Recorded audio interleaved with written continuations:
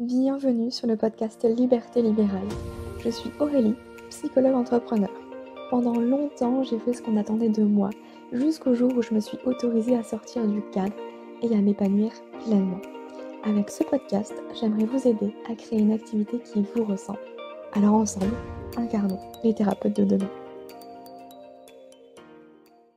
Bienvenue dans l'épisode numéro 51 du podcast Liberté Libérale.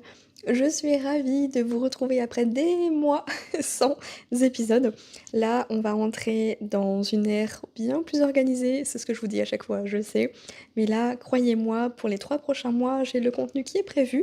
Donc on va se retrouver une fois par semaine. Donc rendez-vous tous les mercredis pour un nouvel épisode de podcast. Et je suis très contente de vous retrouver aujourd'hui avec un épisode qui va parler un petit peu de mon parcours, de comment mois après mois, j'en suis venue à ne plus aimer mon métier de psychologue en libéral.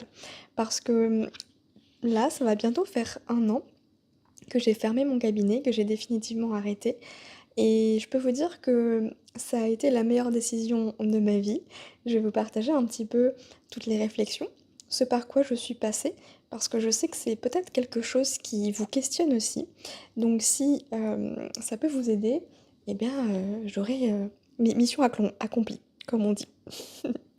Donc si on fait un petit retour en arrière, l'année 2022 a été un peu compliquée. Parce qu'en fait, j'ai très bien démarré l'année avec le cabinet. Et puis, au fur et à mesure des mois, j'ai ressenti de moins en moins de motivation à aller au cabinet. Le matin, je me levais et puis, pouf, c'est... Oh, j'ai pas envie. Mais vous savez, c'est pas un j'ai pas envie parce que je suis fatiguée, parce qu'il pleut dehors, parce qu'il fait froid et que j'ai envie de rester tranquille au chaud chez moi. Non, c'est un j'ai pas envie parce que bah, je sais que ça va être peut-être compliqué.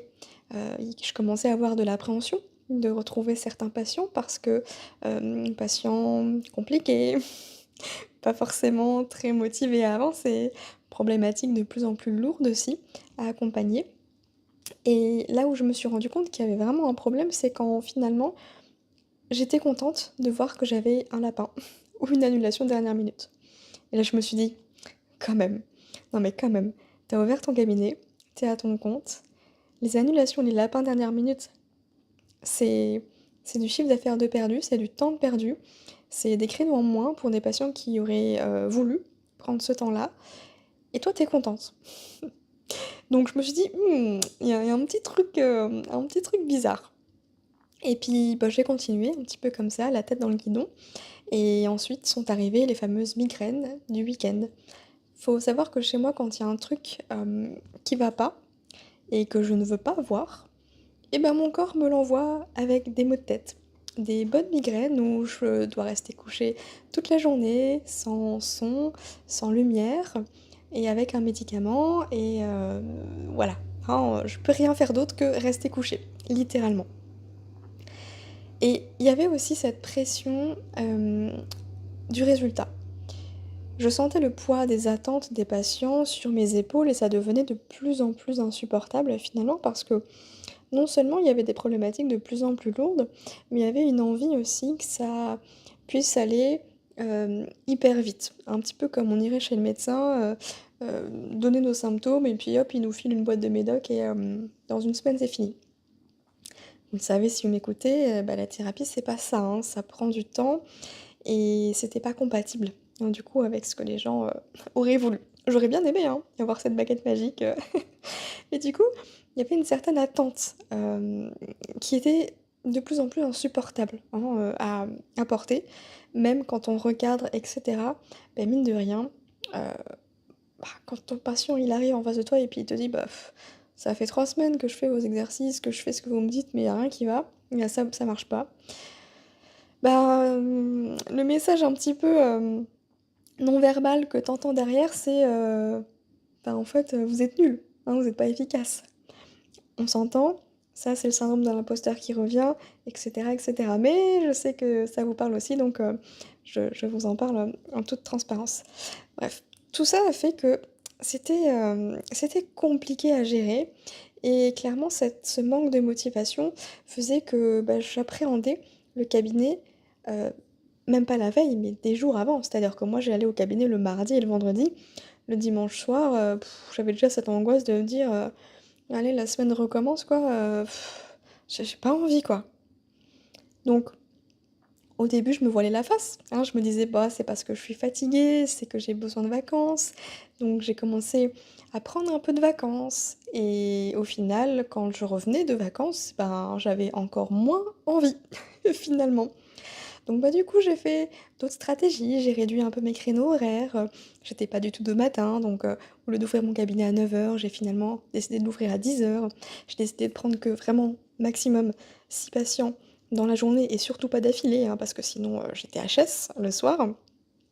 J'ai commencé à, entre guillemets, «mieux» choisir mes patients, c'est-à-dire que s'il y avait des problématiques que je sentais pas du tout avant même de le recevoir, bah, j'allais, réorienter, envoyer, donner les coordonnées de mes collègues parce que je me sentais pas en fait, c'était trop lourd, tout simplement.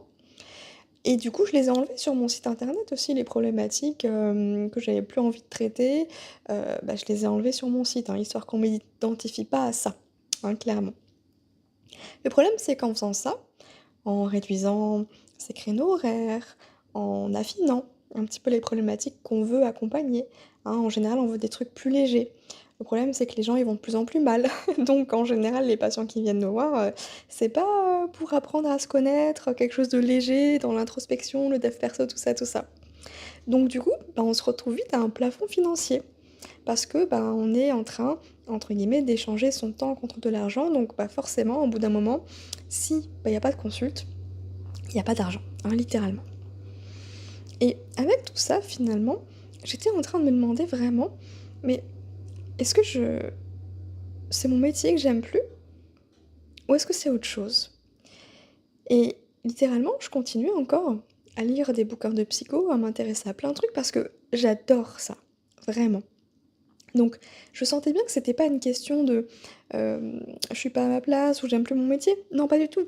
C'est que j'adore mon métier, mais c'est juste qu'en fait, j'ai plus envie de l'exercer de cette façon-là. De l'exercer de la façon dont on le voit communément, que ce soit en institution ou en libéral. Finalement, parce que ces consultations individuelles, elles sont énergivores pour moi et c'était plus acceptable, finalement. Le problème, c'est que à ce moment-là, bah, je me posais la question, pardon, est-ce que je dois faire autre chose? Est-ce que je dois me reconvertir? Et puis, en plus, j'avais peur de, encore que mon partenaire à l'époque me dise: «Ah bah, de toute façon, tu changes encore d'avis, t'es instable». Parce que pour lui, chaque année presque, en vrai, c'était tous les 2 3 ans, je changeais un petit peu, entre guillemets, «d'orientation» et il me disait: «Bah, de toute façon, tu vas encore changer». Donc j'avais pas envie de lui donner raison. Et puis on va pas se mentir, il y avait cette culpabilité aussi.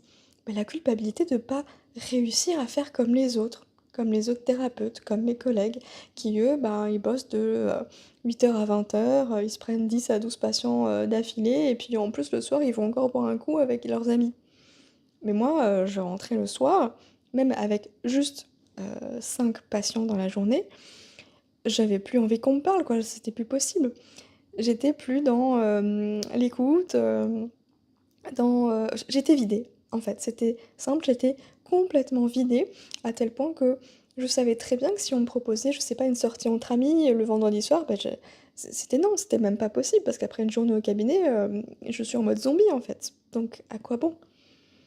Et littéralement, le vendredi soir, le seul moment que j'attendais, c'était d'être seule dans le salon pour regarder ma série Netflix, même si j'étais éclatée, même si j'étais KO. Mais c'était comme mon moment à moi pour me recharger, pour recharger les batteries. Donc bah oui, je finissais à 1 heure 2 heures du matin, mais j'en avais besoin en fait, à ce moment-là. Et en plus, au-delà de ça, c'est que j'emportais le cabinet avec moi. C'est-à-dire que c'est pas une fois que tu fermes la porte du cabinet, c'est bon, tu penses plus. Non, non, parce que tu as les problématiques de tes patients en tête, tu as vraiment envie de les aider. Et quand tu sens qu'en plus, non seulement en séance tu rames, que tu sais plus quoi faire, bah, qu'est-ce que tu fais le reste du temps? Bah, tu vas fouiller dans tes cours, tu vas aller lire des bouquins, tu vas acheter des formations. Enfin bref, tu continues encore et encore à te former et c'est ce qu'il faut, hein, c'est de la formation continue, mais ça veut dire qu'en fait, tu déconnectes jamais de ton taf. Ça te prend littéralement toute, toute ta bande passante, en fait, toute ça crée une réelle charge mentale et le pire du pire, vous savez quoi? C'est que en général, je recevais un patient, pour une première séance et quand j'étais un petit peu larguée, bah, j'allais justement, acheter des formations, des bouquins et cetera et à la deuxième séance, bah, le patient il se pointait même pas. Ça veut dire que l'argent que j'avais investi, le temps que j'avais investi pour les aider, pour être au mieux en termes de compétences, bah, finalement c'était entre guillemets «à la poubelle». Donc c'était rageant, ça aussi. J'avais vraiment la sensation au final de m'être enfermée dans une activité, bah, qui ne me convenait pas totalement. Et j'avais du mal à me l'avouer parce que quand même le libéral, c'est moi qui l'avais choisi. J'avais cet idéal de liberté, sauf que je me rendais bien compte que c'était plus, une fausse liberté parce qu'en fait, bah, tu as des contraintes horaires, tu as entre guillemets «une pression du résultat» qui est ressentie, du moins comme ça et tout ça combiné a fait que c'était plus du tout supportable pour moi. J'ai mis des mois avant vraiment de me l'avouer, d'ouvrir les yeux parce qu'en plus, bah, je culpabilisais aussi de me dire que je suis pas à la hauteur, que je suis peut-être pas faite pour ça et je culpabilisais aussi d'abandonner mes patients. Donc tout ce cheminement, il s'est fait durant toute l'année 2022 puisque ça a commencé vraiment au mois de février-mars, hein et c'est à partir du mois d'août où j'ai pris la décision, fin août notamment, d'arrêter mon cabinet. Je me suis dit: «C'est pas possible, je peux pas continuer comme ça». Donc je décide de faire ce qui est le mieux pour moi et ce qui est le mieux pour moi, c'est d'arrêter mon cabinet, de le fermer à la fin de l'année. Ça laissait 4 mois pour ne plus prendre de nouveaux patients, pour prévenir les patients que j'avais déjà, finir les suivis et réorienter si besoin. Ça laissait suffisamment de temps pour tout le monde et puis pour moi aussi pour me retourner un petit peu, et vous le savez, j'ai arrêté le cabinet mais je me suis pas retrouvée sans rien puisque j'avais déjà commencé, à mettre un pied dans le digital, à créer des programmes en ligne et c'est vraiment ça qui m'animait aussi parce que j'avais cette expérience-là où je me rendais bien compte que, en fait, à choisir, je préférais nettement passer, des heures sur mon ordi à créer du contenu qui allait aider, les gens plutôt que, bah, malheureusement d'être en face à face et d'essayer d'aider les gens, un par un, du mieux que je pouvais. Ça me prenait trop d'énergie et voilà, quand il y a trop de pression aussi, bah, ça crée du stress et pas forcément, de bons résultats, entre guillemets, si on peut parler comme ça. Donc, bah, j'ai arrêté le cabinet pour me consacrer à 100 sur cette partie digitale. Ça fait bientôt 1 an maintenant et comme je vous l'ai dit en début d'épisode, je ne regrette absolument pas et je vais continuer encore dans cette voie-là parce que c'est vraiment ce qui m'a bah, je peux dire en fait, c'est ce qui m'a sauvée, hein, finalement parce que si j'avais continué comme ça, si j'avais pas eu le choix, hem j'aurais fini droit dans le mur, hein.